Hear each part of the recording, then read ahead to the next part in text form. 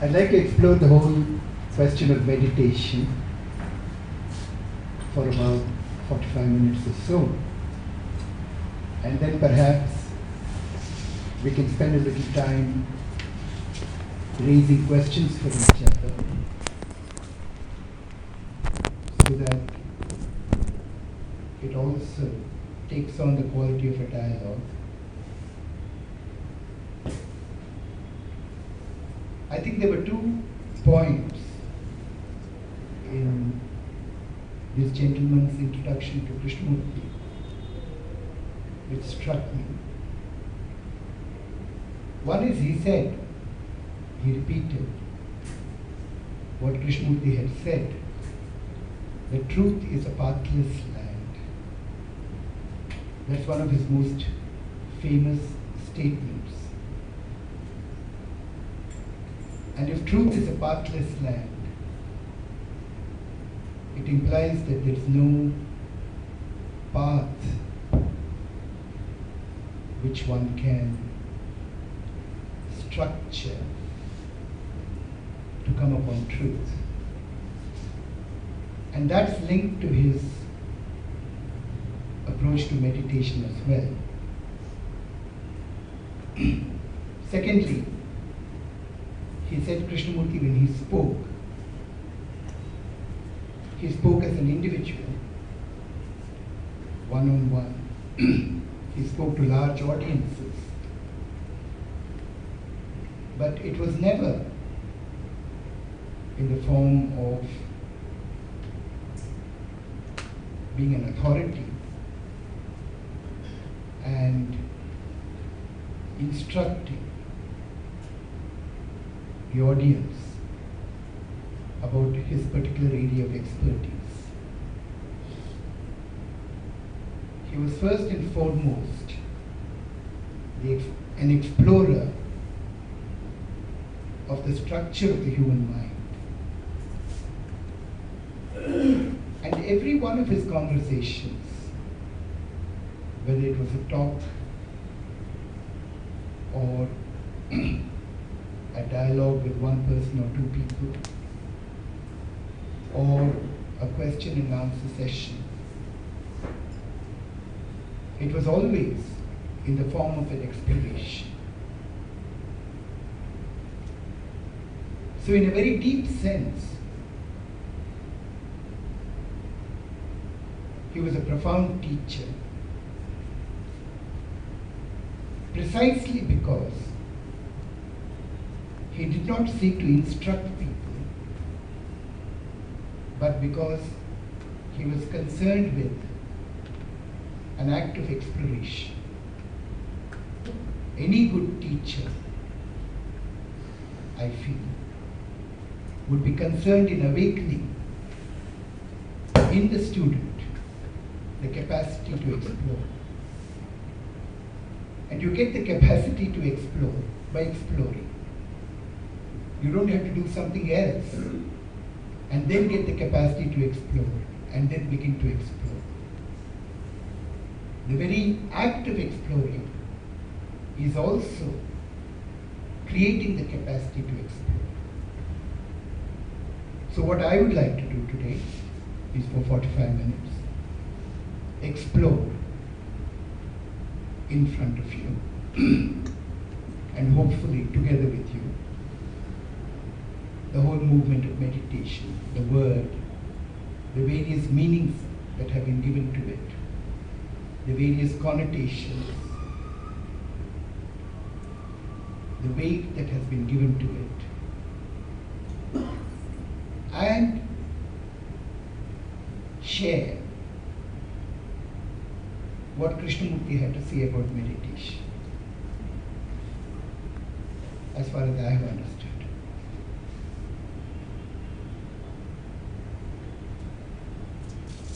On the one hand, I want my exploration to be authentic and original, but at the same time, I'd like to communicate in this exploration a flavor of what Krishnamurti had to say about meditation.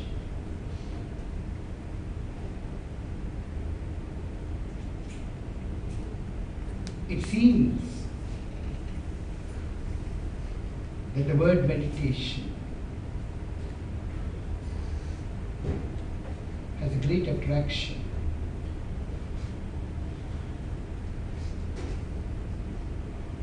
Throughout the ages, human beings have tried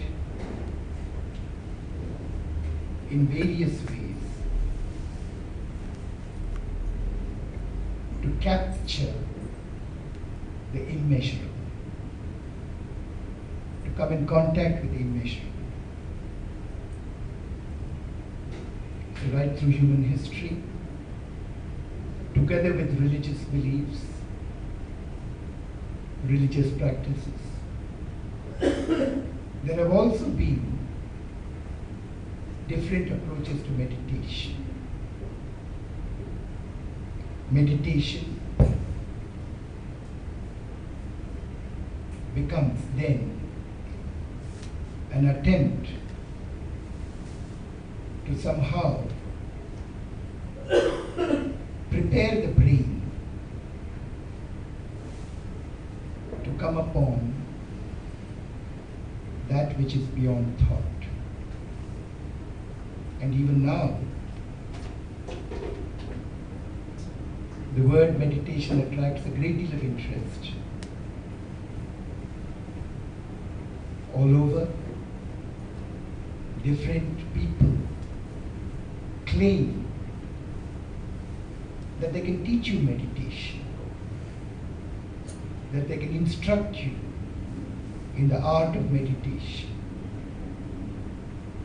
that it is something that can be captured through a system and a practice. Then meditation then becomes an attempt to experience what could be called the sacred. Krishnamurti's concern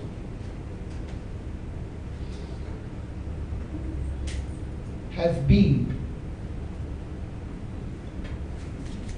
to discover whether any method, any practice can ever bring about a mind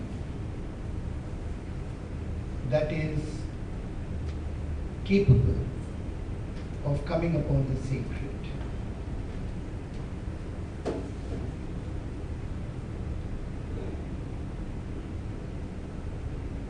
He questions whether truth is an experience like other experiences, to be held in memory, to be sought for, and to be captured. Therefore, he questions whether meditation can ever be taught through a method and a system. I'd like to explore these issues with you first, in front of you. Because every method and system implies a goal. It implies that I'm here and I want to be there, whatever that there is. And through a system and through a method, I hope to be able to reach there. We can see that at certain levels, that's entirely possible. At a very physical level, for example, I can say I'm here, I want to be somewhere else. So I take a taxi or I take a bus, whatever, and move from one place to the other. Or in the learning of skills,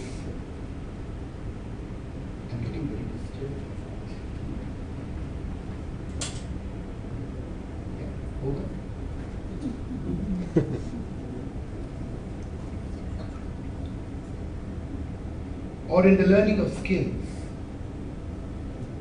I might begin, but not by not knowing very much about a subject. I practice, I get instructions, like driving a car, and after a while, I can drive a car. So I didn't know how to drive a car, and after about a month or so of learning, I learned how to drive a car. So it looks as if this approach is something very real and very practical in our daily life. And perhaps we use the same logic to say, I don't know, I want to come in contact with the sacred, and therefore I will do this, this and this in order to come in contact with the sacred.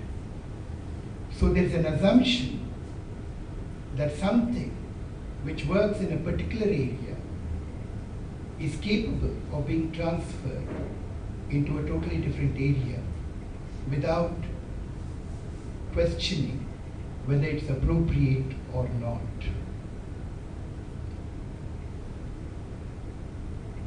But if I say, I'm here psychologically and I want to be there psychologically,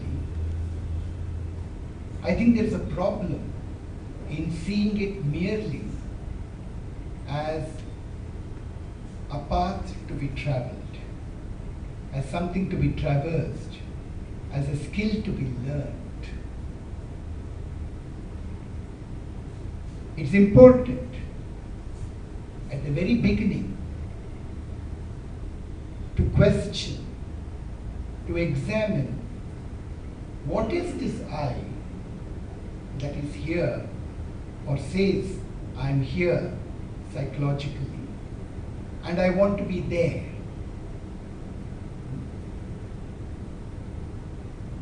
In most of us, there is a centering of our lives around a feeling of an I, a feeling of a self. So we talk about our experiences and we say, I've had this experience, I've had that experience, I hope to have some other experience, right? And therefore, we assume that meditation is a method by which I can capture an experience which is considered to be very profound or very meaningful. But in this process, we don't actually examine the nature of an experiencer. What is it? When I say I'm an experiencer, I take it for granted that there is an experiencer who's had experiences. But we very rarely stop for a moment to ask, what is the relationship between the experiencer and the experiences that he's supposed to have had? Is there an experiencer independent of the experiences that one has had? Or is there a sense of experiencer being created by the very holding on to experiences? Right? So, in our daily life, I'm going into something perhaps which is complex. I hope I will speak with as much clarity as is possible for me. But at the end of it, I'm also hoping that we'll raise questions for each other, and in that things will be clarified. So, there's an assumption that there is an experiencer, and that this experiencer is independent of the experiences, but he would like to capture certain kinds of experiences, and that becomes significant for him. For instance, at a very simple level, I might say, I'd like to experience an ice cream, or I'd like to experience going abroad and going to the hills, or whatever. But it seems to me it's very, very important to understand the nature and structure of what we call myself. All of us seem to function with this idea or with a strong feeling of the existence of myself. I'm not denying the existence of the body. I'm not denying the fact that this human being has lived for so many years, has done so many things, gathered so many skills. I'm not denying any of those. But what I am questioning is whether, apart from these facts that things have been done, skills have been gathered, and so on, is there an experiencer at all? Or it's just become a habit of thought, it's just become a habit of the human brain to structure the world around in terms of an experiencer and an experience. At a very simple level, I think it's very easy to see that though the world is structured around nations, for example, we easily talk of India is very wary of Chinese designs on its borders, or Pakistan is very hostile to India. So we take it for granted that there is an entity called Pakistan or an entity called India or whatever. But I think it's very easy to see that this thing called Pakistan or this thing called India or this thing called China is a thought held in human brains and being identified with those thoughts. The world itself, in reality, doesn't have to be divided into these structures of nations, of countries, and so on. And yet, it's very easy to fall into the habit of thinking of myself as an Indian or thinking of myself as something else. And this thought is sustained not only in my brain, but in thousands and millions of other brains. So, this thought of India as something existent, independent of us, is created because even if it is not held in this brain, it gets held in some other brain. So there seems to be some kind of an objective reality to it. I'll try and make myself a little clearer. The tree exists whether I think about it or not. It is there as a living organism. But does the sense of I exist independent of thought in the same way? That's a question that can be asked. Does the feeling of I exist independent of thought?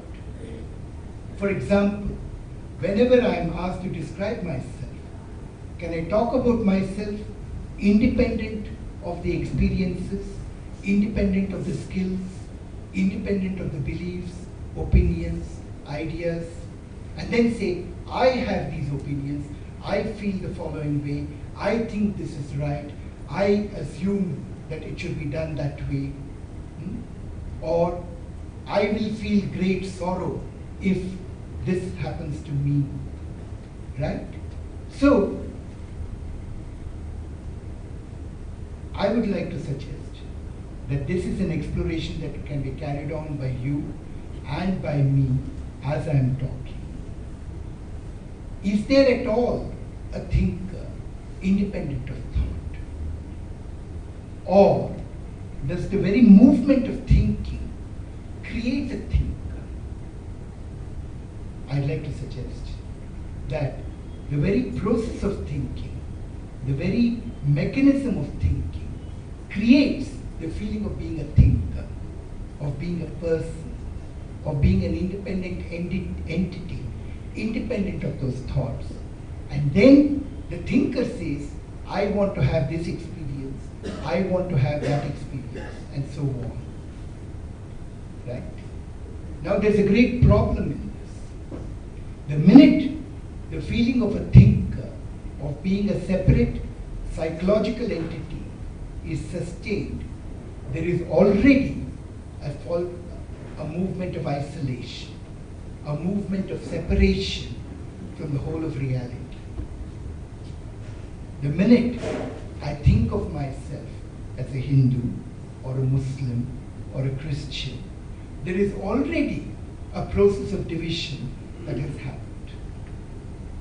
Right? And in that process of division, I might then say, but I will be tolerant, I will be enlightened, I will try and create a multicultural society, and so on. But the fact is, the whole attempt at being tolerant, the whole attempt at being multicultural, and so on, is rooted in division. Because there's already been a division as I, the Hindu, or the Muslim, or the Christian, and the other person who is not that. Right? So, in this identification as an Indian, or in this identification as a Muslim, or a Christian, or a Hindu, that very act of identification creates the division between myself and the others. And holding on to the division, I try to relate. I try to make a bridge across the gap that has been created. Right? So, I'm suggesting that one has to carefully examine and understand this process in order to understand what meditation is all about. That without understanding this process, merely coming to meditation as some kind of practice, some kind of skill, something that you can buy by going to a course and paying some money to be there for a few years or a few months or a few weeks, and then come back and say, I've learned the art of meditation, has very little significance. I may have captured a certain kind of skill. I may, through that process, feel comforted. I may feel that I have something that I can hold on to, but it may have very little significance in understanding truth. And Krishnamurti's concern has been that the human mind should come upon truth, not merely come upon a set of beliefs and ideas which will comfort one. Right? So I was talking of the division. I was talking of the division that is inherent in any kind of identification. It's quite easy to see that this division occurs when one identifies oneself as an Indian or a Muslim or as a Hindu. But there's a deeper identification which is more subtle and which is more difficult to perceive as creating a movement of isolation. And that division is the feeling of I. I'm suggesting, though I keep using the word I use the word I in a very functional way, not as a person who is separate from you. But I'm suggesting that the feeling of I creates division as well. Because I, not I. I and you. So it has to be examined whether there is really an I that is completely separate, or the feeling of I has been created by thought and sustained by thought. So as long as thought sustains this feeling of I, the feeling of separation also is rooted in it, sustained by it. And through this separation, one tries to relate to the other human being, to nature, and to reality. But in fact, because the feeling of I is constantly isolating, so there's a paradoxical movement going on, a contradictory movement going on. On the one hand, the isolation is being sustained, and on the other hand, there is an attempt to bridge that isolation, bridge that gap through all kinds of practices and methods. Right? Because after all, when we talk of meditation, to come upon truth, we feel that there is a gap between me and truth, and therefore I need to bridge that gap by purifying myself, by refining myself, by somehow making my brain capable of bridging that gap. But Krishnamurti's approach would be, find out how the gap is sustained. Don't bother to bridge a gap. First understand how the gap is created. And when you understand how a gap is created, how it sustains itself, perhaps that very understanding lets go of that movement of isolation. And when the movement of isolation is not there, truth is not something to be achieved. It's not something to be sought after, but it is there because the mind is not isolating itself. Right? So it's not a question of coming upon truth as something out there, a fixed point to which I have to work towards, but in understanding whether what I am holding on to is true or false, and in the ending of the false, truth comes into being. Right? So, I feel that Krishnamurti's approach takes away every possibility of illusion. Because if I call myself a Hindu or call myself a Muslim, and in that process say I will meditate in order to achieve God, but because I'm calling myself a Hindu or a Muslim, which means I'm conditioned by those ideas, by those opinions, by those beliefs, and those ideas and beliefs have their own way of projecting what truth is. Right? After all, if I call myself an Indian, it means a whole lot of emotional states, it means a whole lot of ideas and opinions about the nature of the Indian culture, the nature of what it is to be an Indian, and so on. And then it projects and says, this is what truth is. But that is merely a projection of that particular conditioning. Somebody else, conditioned in a different way, brought up in a different environment, projects truth in a different way.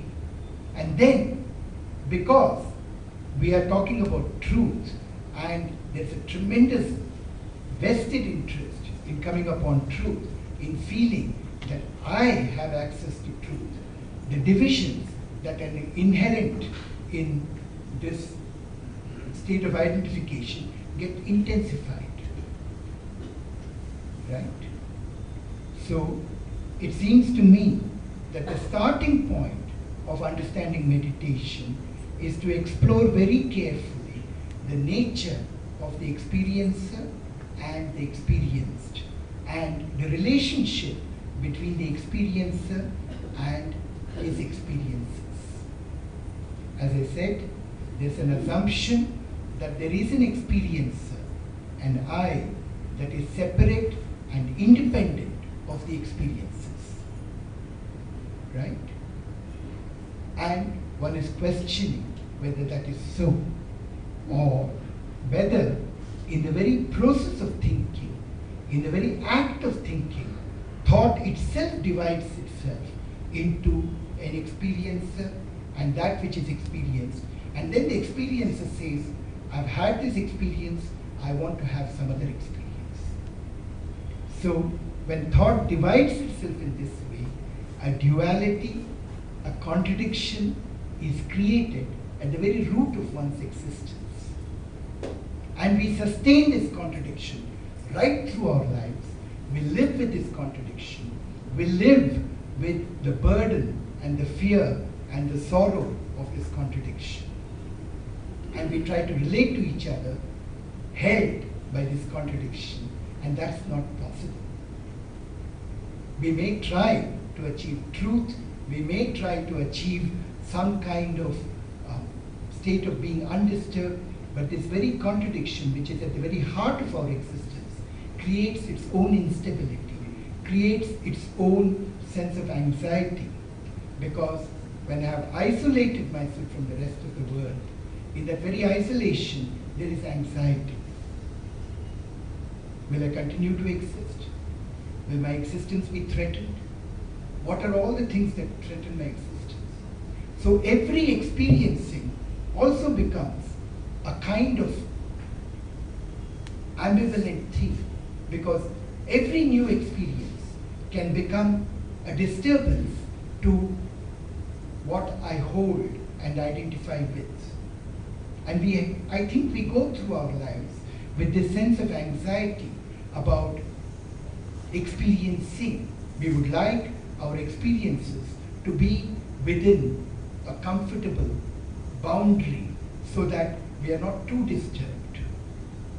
I think it creates all kinds of problems for us. So, what we end up doing is, we have experience, we have experiences, but we don't do the act of experiencing.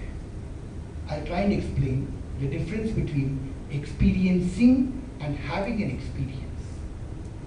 Having an experience is to come to something new and translate it in terms of all that I have experienced and held on to. For example, I may look at a flower, or I might look at a person.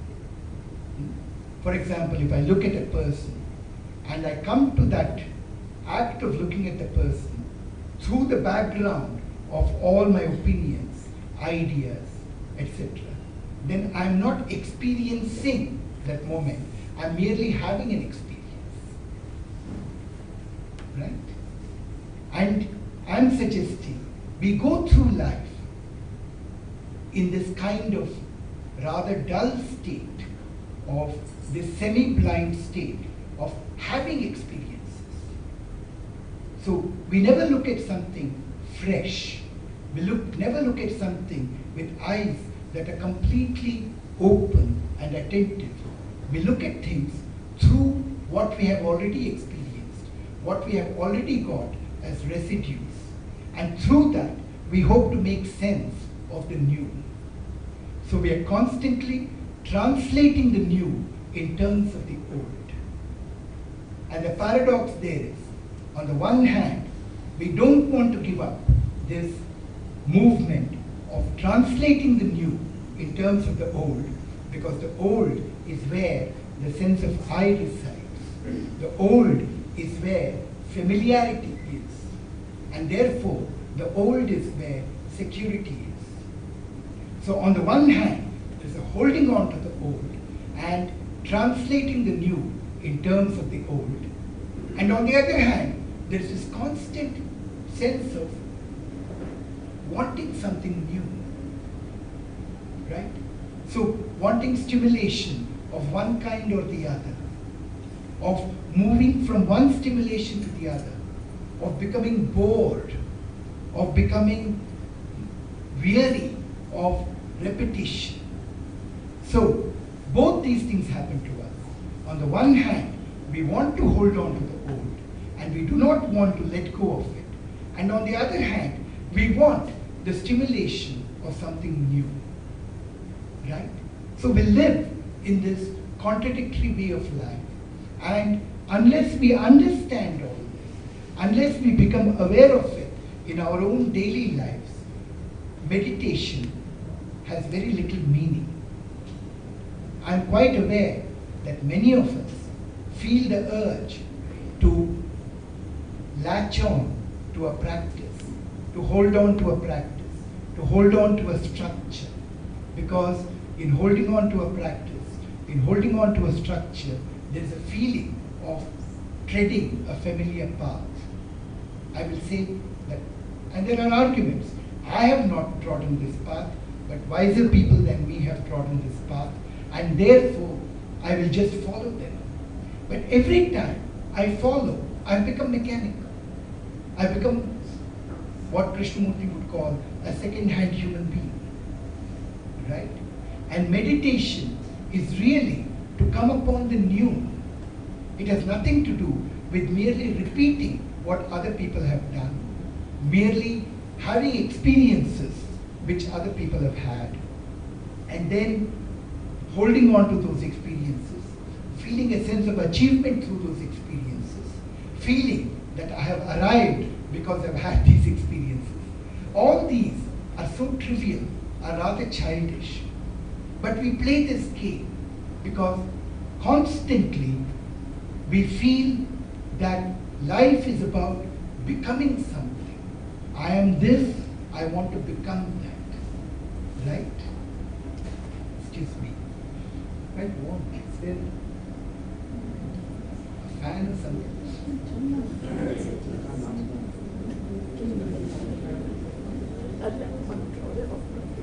That's right.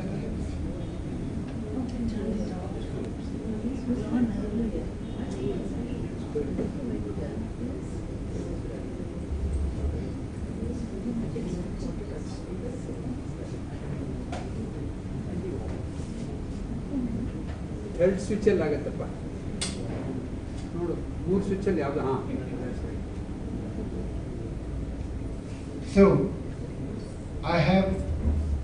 I've been talking about, just to bring together all that I have been talking about, I've been talking about identification, how we tend to identify with our experiences.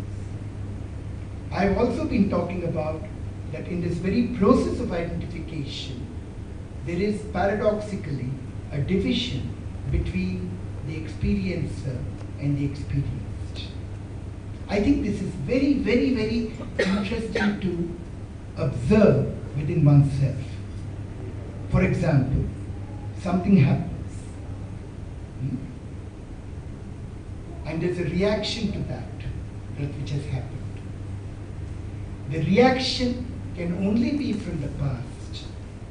All reaction psychologically is from the past, right? So something has happened, there's a reaction to that, and in the very reaction there's a feeling, I am experiencing this. For example, the scooter behind the taxi that I'm coming in hits the taxi because the taxi stops suddenly, right? So there's immediately a reaction. How can the scooter driver ever do this to my taxi? Well, it was not the driver did it. It was his problem. But immediately there's a reaction, right? And a minute later or a second later, there's a reaction to the reaction which says, I am angry. I am very upset about this having happened to me. Right? So there's an event, there's a reaction, and there's an identification with that reaction. This is the process of division. It happens to all of us.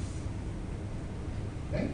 This is what is called the dualistic thinking.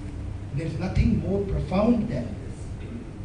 There's an event, there's reaction, and then there is a reaction to the reaction which says, I am experiencing this. Right? So, in that very moment of saying, I am experiencing this, the dualism has been created.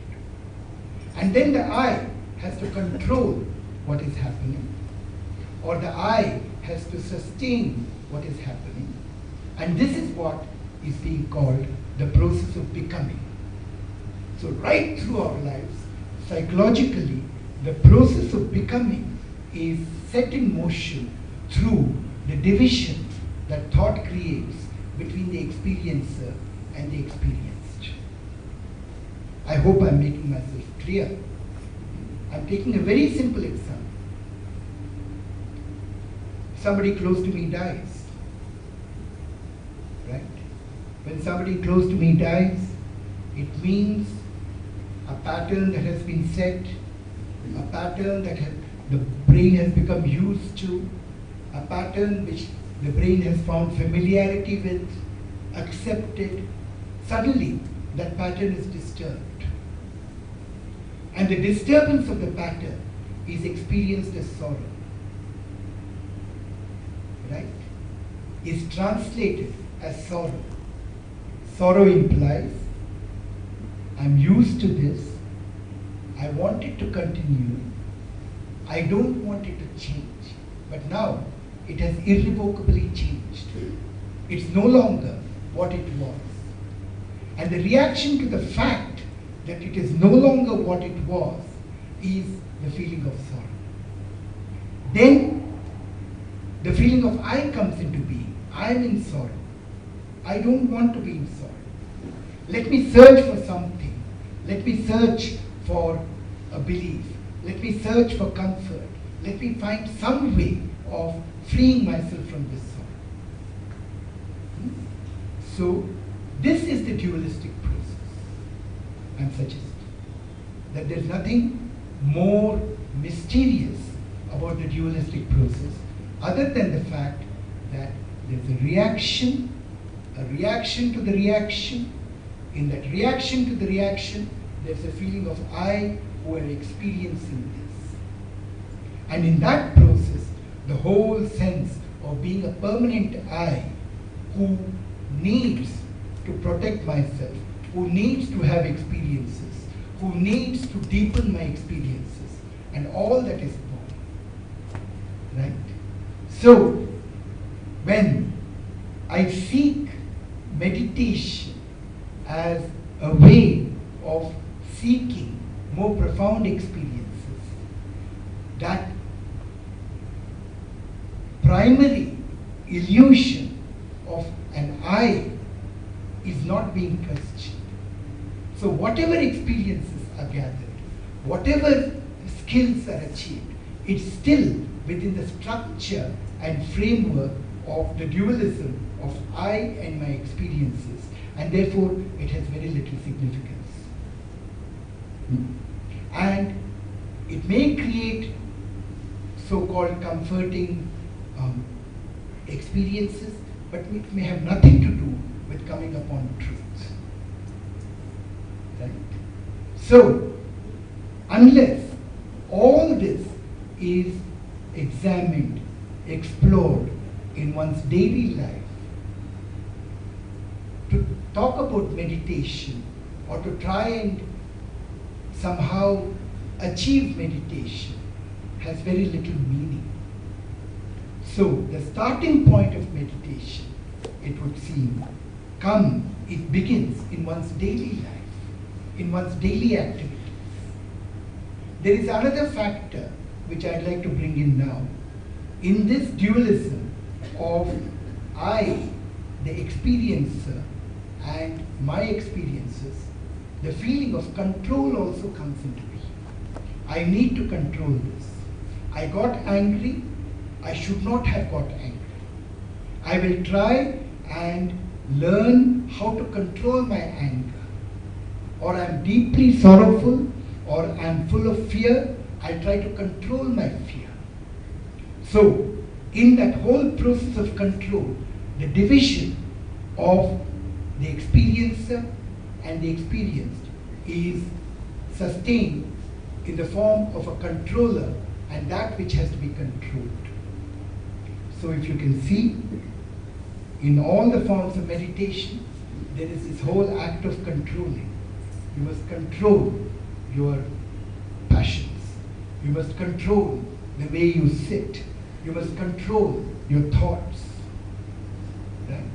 So, a whole form of meditation may be concerned with the act of controlling. It is thought that takes you all over the place. So control your thoughts. Right? And if you control your thoughts, then they will become steady and you will be able to perceive truth. But who is the controller? That's one of the questions that Krishnamurti has asked over and over again. Is there a controller that is different and separate from the thing that's being controlled? Is there an I that is separate from the anger who can then control the anger? Or the very sense of I, the sense of controller, is merely the movement of thought dividing itself. And therefore, whatever happens in that controlling, it's still within the dualistic movement, and therefore it has no great significance. Right? So, it would seem to me that the beginning of meditation is being aware of yourself in your daily life, and to be profoundly aware of yourself without any attempt at control means the mind is extraordinarily alert, watching, observing. And that may have much more to do with meditation than going off for a system or a practice or a method. Because it's comparatively easy to follow a method. Somebody teaches me a method and I can always follow it, and I can always become skilled in it, and I can always feel a sense of achievement through it. But to actually observe my daily life, watch my reactions, watch my habits, watch the movement of fear, watch the movement of jealousy, watch the movement of despair, and just to watch it without control at all demands a mind that is highly alert. Right? And it is that alertness of mind that can perhaps come upon the movement of meditation. And alertness, which is, last one? Thank you.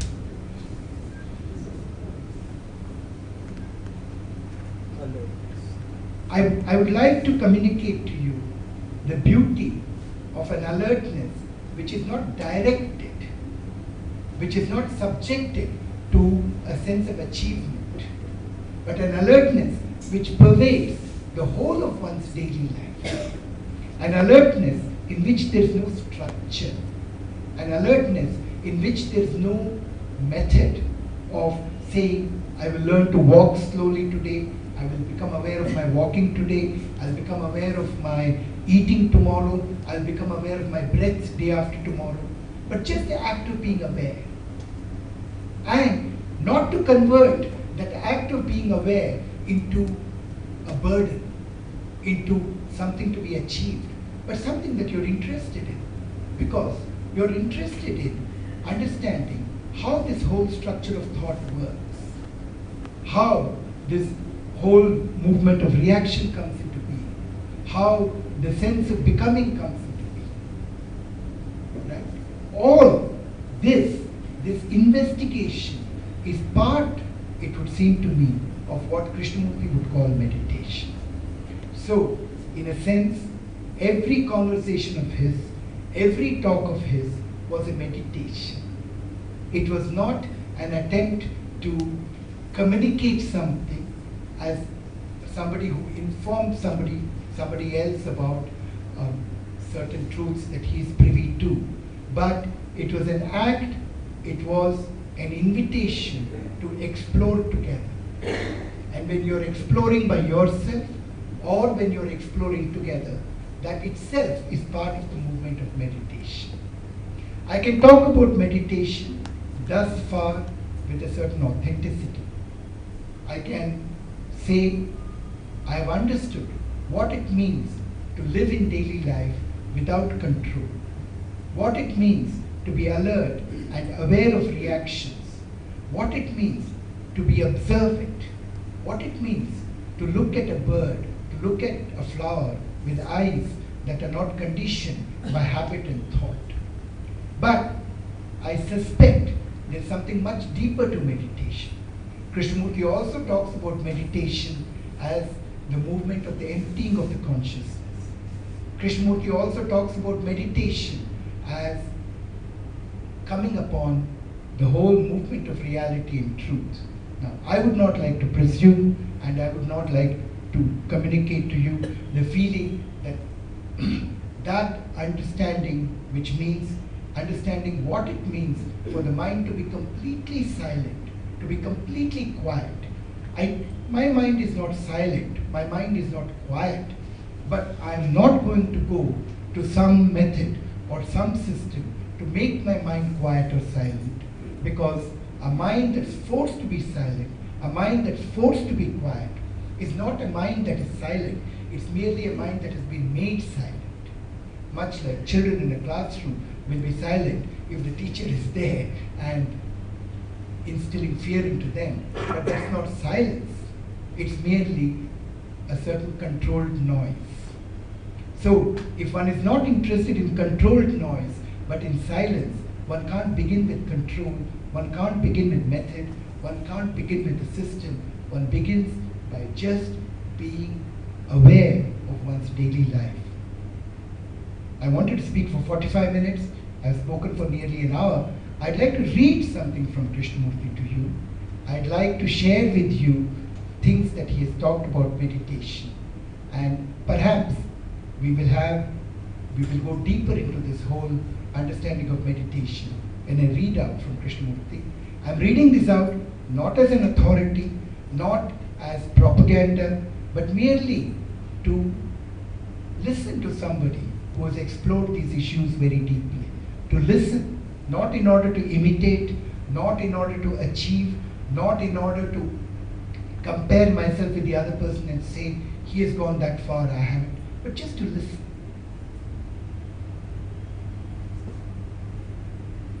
By the way, I don't know how many of you are aware of this book. I asked my colleague, Mr. Neetu Singh, to bring some copies of this book. So if people are interested, they can take copies of this book home.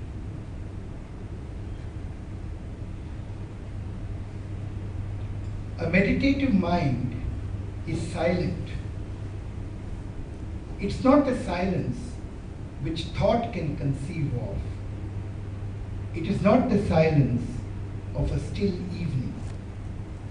It is the silence when thought, with all its images, its words and perceptions, has entirely ceased.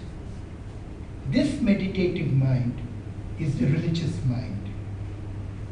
The religion that is not touched by the church, the temples, or by the chants. The religious mind is the explosion of love. It is this love that knows no separation. To it, far is near. It is not the one or the many, but rather that state of love in which all division ceases. Like beauty, it is not of the measure of words. From this silence alone, the meditative mind acts. I'm interested in how he connects meditation, silence, the religious mind, and love. Right? So the religious mind is not merely a mind that's following certain principles or following a particular tradition or has certain strong beliefs. But a religious mind is essentially a mind that has quality of love. And love means no division, no separation. To have no separation is to love. To have separation and then say I love is probably to deceive oneself. It may be dependence, it may be attachment, but it may not be love at all. So, the meditative mind, silence, the religious mind, love, the quality of having no separation, they're all connected together. And again, to come upon it, you cannot come upon it through a method, through a system. But in the act of observing your daily life, in the act of observing the many ways in which separation occurs, the mind begins to understand. And in understanding, there's the possibility of going beyond it. There's no going beyond. There's no bypassing thought. Thought cannot be bypassed and a shortcut taken to truth.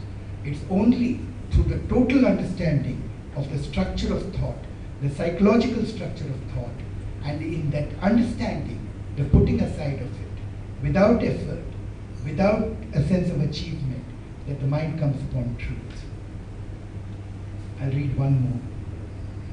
Meditation is one of the greatest arts in life, perhaps the greatest, and one cannot possibly learn it from anybody.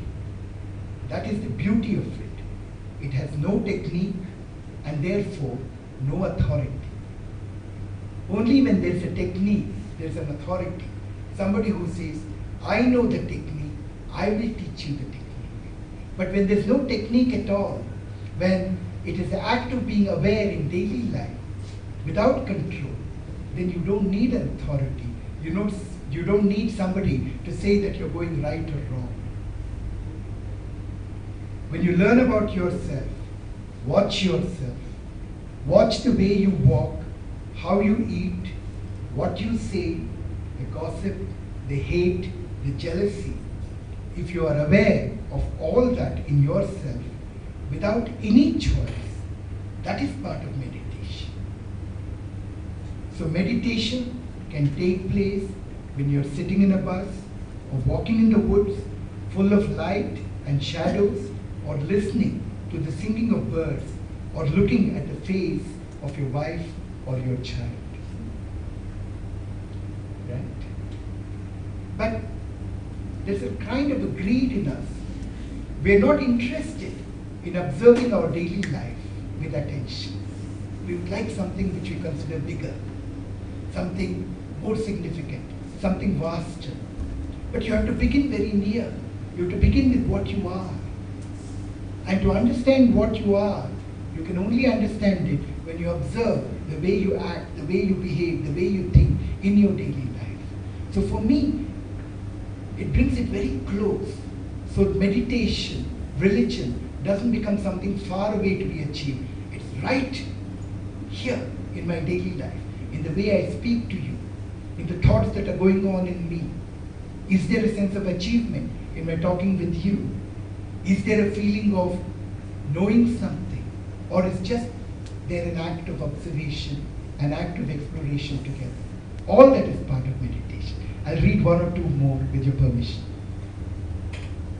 Meditation is to find out whether the brain, with all the activities, all its experiences, can be absolutely quiet.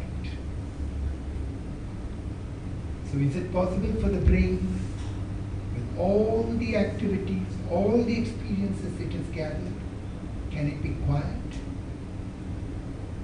Not forced, because the moment you force, there is duality. Duality between the controller and the controlled. The entity that says, I'd like to have marvelous experiences, and therefore I must force my brain to be quiet, will never do it. But if you begin to inquire, observe, listen to all the movements of thought, its conditioning, its pursuits, its fears, its pleasures, watch how the brain operates, then you will see that the brain becomes extraordinarily quiet. That quietness is not sleep, but is tremendously active and therefore quiet. Active, not in the process of thought, not active in the sense of becoming something or the other, or trying to achieve something, but a mind that's completely alert, awake, is profoundly active. But because it's completely awake, thought finds its right place. It's no longer creating a virtual world of becoming this or that, and therefore it finds its right place. Thought, in most of us, is trying to create security for itself. It's trying to create security for the entity called I. And therefore it's forever restless, forever trying to achieve something, hold on to something. But when it realizes that its seeking of security is the very creation of insecurity, it becomes quiet. It no longer goes in that direction. When thought realizes that identifying with the nation is divisive, it divides human beings from other human beings, it no longer goes in that direction. When thought realizes that all becoming is illusory, it no longer goes in that direction. It's very simple. A big dynamo that's working perfectly hardly makes a sound. It's only when there is friction that there is noise. One last bit. Meditation is hard work. It demands the highest form of discipline. Not conformity, not imitation, not obedience, but a discipline which comes through constant awareness, not only of the things about you outwardly, but also inwardly. So meditation is not an activity of isolation, but is action in daily life, which demands cooperation, sensitivity, and intelligence. Obviously, one's daily life demands cooperation, sensitivity, and intelligence. So it is action in daily life. Without laying the foundation of a righteous life, meditation becomes an escape and therefore has no value whatsoever. A righteous life is not the following of social morality, but the freedom from envy, greed, and the search of power, all of which breed enmity. The freedom from all these does not come through the activity of will, but by being aware of them through self-knowing. Without knowing the activities of the self, meditation becomes sensuous excitement and therefore has very little significance. I think these words are very important because deep within us, the craving for excitement, the craving for experience is a very deep-rooted demand. And without understanding it and letting go of it, one can easily fall into the trap of following some guru, following some authority, somebody who can quote something in Sanskrit or some other language and say, I'm meditating. But it may have no value whatsoever. One last bit. It's not only personal, but it has to do with mankind. We have to alter the structure of our society, its injustice, its appalling morality, the divisions it has created between man and woman, the wars, the utter lack of affection and love that is destroying the world. If your meditation is only a personal matter, a thing which you personally enjoy, then it is not meditation. Meditation implies a complete radical change of the mind and the heart. This is only possible when there is this extraordinary sense of inward silence, and that alone brings about the religious mind. That mind knows what is sacred. So I shared with you some things which I felt I cannot talk about authentically, but I felt it's still worthwhile listening to you. Thank you very much.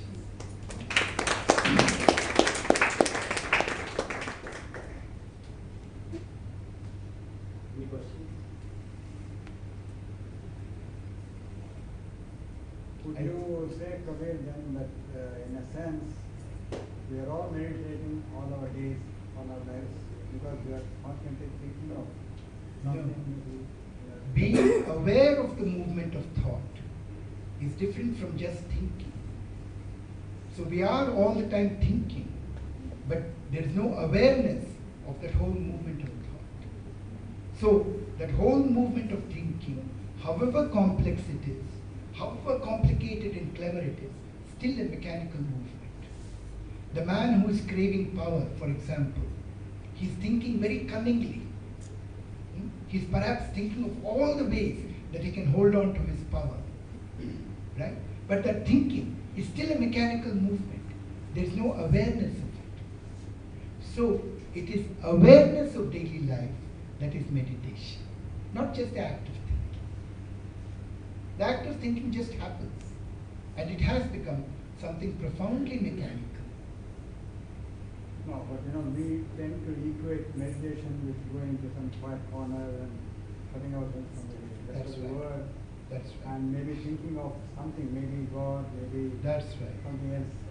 Which But is, would you say then a scientist who wants to be left undisturbed, locks himself up in a room and thinks about whatever the scientific problem is he's trying to solve, would you say that's also a form of meditation? if any movement of inquiry, I would say, has this meditative quality to it.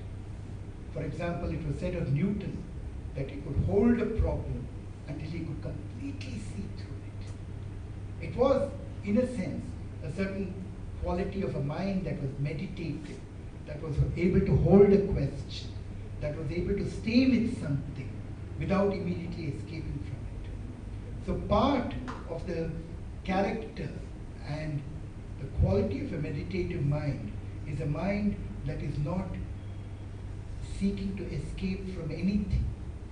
But I might do it in my laboratory, I may not do it in my daily life.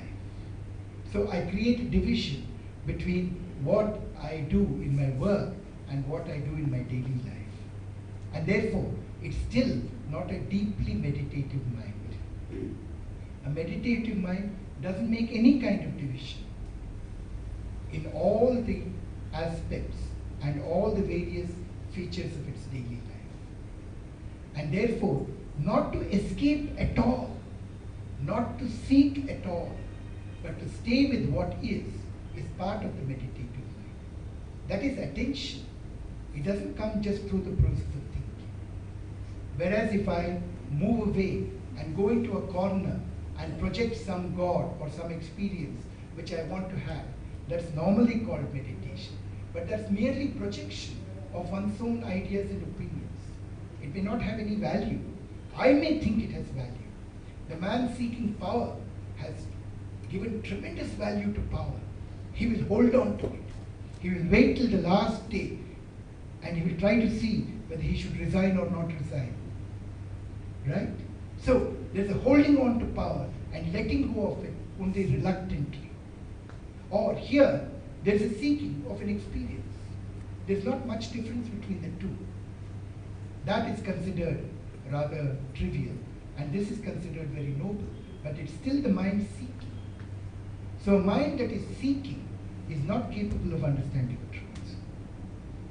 But a mind that stays with what is, a mind that is capable of being attentive to what is happening to itself, that is the movement of meditation. So I don't think it has anything to do with going to a quiet corner and trying to project some idea, some image, some emotion, and trying to concretize that through concentration. Yes, sir. We agree that we want to have intense awareness to every aspect of our life. There itself is the problem. That intense awareness, it doesn't happen unless some structure is provided by a higher mind or a guru or a system or whatever it is, wherein very distracted mind is able to really see things very clearly, become more and more aware of itself and surrounding. So a structure and a higher mind is needed to guide the lower mind. I mean, I don't know, the higher or the lower. Whatever. May I respond to you? Please, sir. Already in this process, I have divided awareness from intense awareness. Yes. Right? Yes. But that's just a projection of my thought. Why am I not just aware and move in that awareness? Why do I project an intense awareness and say, therefore I need an authority to help me to get this intense awareness? Can No, I'd like to finish a little more. Also, instead of being aware of what is happening to me, why do I say these are distractions? I have to learn about myself, where I am. Right? I can't say I am a distraction to myself. This is what is happening. Right? If I am jealous, jealousy is what I am. I can't say jealousy is a distraction, therefore I will try and concentrate on God and God will help me get rid of jealousy, and I need this guru to help me understand how to concentrate on God. And the guru is always willing because he gets his own profit out of it. It may not be money, but it will be psychological. And I'm trapped, he's trapped. Right? So I'm not being clever about it. No. I know that, please forgive me, I want to, yeah, I am responding to you. Oh, finish. Right? But I hope, don't wait for me to finish. Explore it as I am doing it now. Right? I would like to examine, why do I feel dependent? Do I feel dependent because I am weak? Or do I feel weak because I have this habit of dependence? Right? Very often I say, I'm weak, therefore I need a crutch. Right? But supposing I say, I don't care what happens to me, I won't have a crutch. Then I might discover within myself a capacity that would never come into being as long as I depend it. Yeah? Dependence itself has all kinds of things hidden in it. Wanting to achieve, wanting security, wanting to project something and hold on to it. All that is important. So this is the way I would respond to you. All said and done, during mornings I am more aware. During evenings I am a little less aware. Okay. It is an experience, it is my experience. No, but I can ask myself, is it because I've eaten too much lunch? Agreed. Right. Yeah. Therefore, I can ask myself, why do I eat too much lunch? That's the act of learning. Right? Is it that I'm so tensely caught up in my activities that by the evening I'm tired? Why do I get so tensely caught up in my activities? I'm learning. Right? And a learning mind doesn't say, I want intense awareness, this is only ordinary awareness. It is aware. It's already 7:15. I think we should stop now. Thank you. I'll be here available to talk in an informal way.